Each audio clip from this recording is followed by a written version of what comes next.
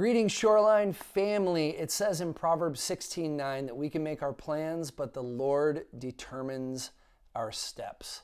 Very famous proverb, and probably one that is making a lot of sense right now. That we've had plans. All of us have had plans that have been massively disrupted, but we can take comfort in the fact that the Lord is determining our steps. And I really want to ask two questions for all of us today. To really get us thinking about how can we use this time to bring God glory and also to better our own lives, to better the lives of those in our family. So the first question I want to ask you is, what practices have brought you life through this? And how can you keep those practices going? So our family went for a family walk the other night, and actually we've done it pretty much every day since the lockdown, and it's been amazing. So we walk all over our neighborhood, and we go into adjacent neighborhoods and near the golf course, Talega Golf Course. We walk around there, and it's just been a beautiful little experience. And Isla, the other night, our 10-year-old daughter, said, "I'm really gonna miss these walks once Corona is over." And both Vanessa and I thought, oh my gosh, how have we not been doing this? How have we not been experiencing the beauty of our surroundings just on a regular basis? And so that's one of the practices, at least in our family, where we're like, family walks, we need to prioritize this stuff, The other thing that I think about is just exercise routines in general.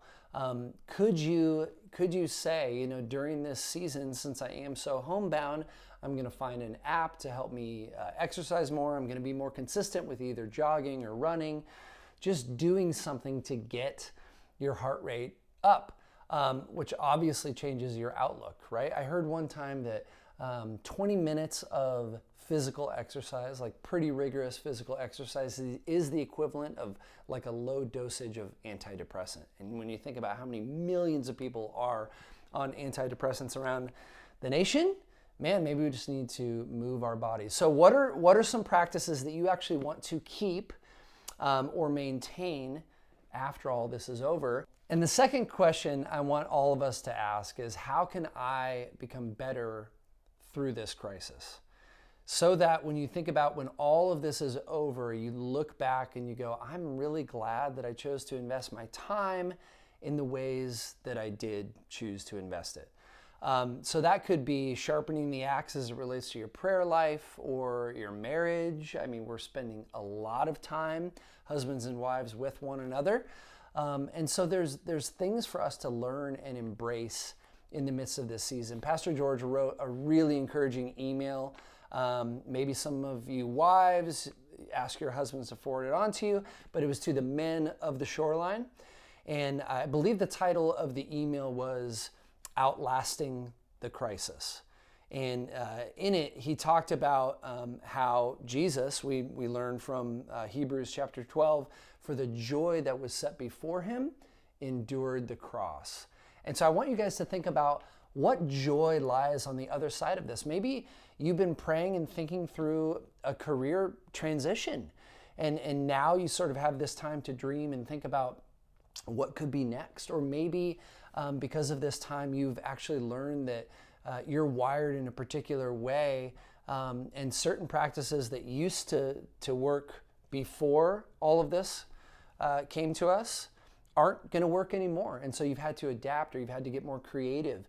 Press into that. Ask the Lord to speak to you about what it is that he might want to change in and through your life. So 2 simple encouragements, 2 questions that I would encourage you guys to ask yourselves, ask your spouse or roommates or kids. What practices, number 1, what practices have brought you life through this? And how can you keep those things going? And then secondly, how can I become better during this crisis? One book recommendation that I just would really encourage everybody to read is John Mark Comer's book, The Ruthless Elimination of Hurry. And in it, he really just talks about the fact that we are addicted to hurry as a society. And this was written before coronavirus and all of that. But it's a beautiful book about really just discipling our own hearts into slowing down. When Jesus in Matthew chapter 11 said, "Come to me, all of you who are weary and who carry heavy burdens, and I will give you rest for your souls. For my yoke is easy and my burden is light." When he was talking about that, when he was talking about that yoke, it was actually an invitation to work differently. Not to just sort of come to Jesus and check out and say, "Okay, Lord, just soothe me and calm my fears." And although that's plenty okay, and that's a right prayer, it was actually an invitation to do life differently, to manage the load of work differently in our lives. And I think if we've learned something from coronavirus, it's that we can learn new ways of working differently.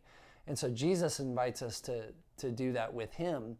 And of course, as we do, as we cultivate disciplines of listening and prayer and reflection and worship, he's going to teach us about those things and show us a better way. So let's be encouraged. Let's continue to encourage one another. We know that this time will be short in the grand scheme of our lives.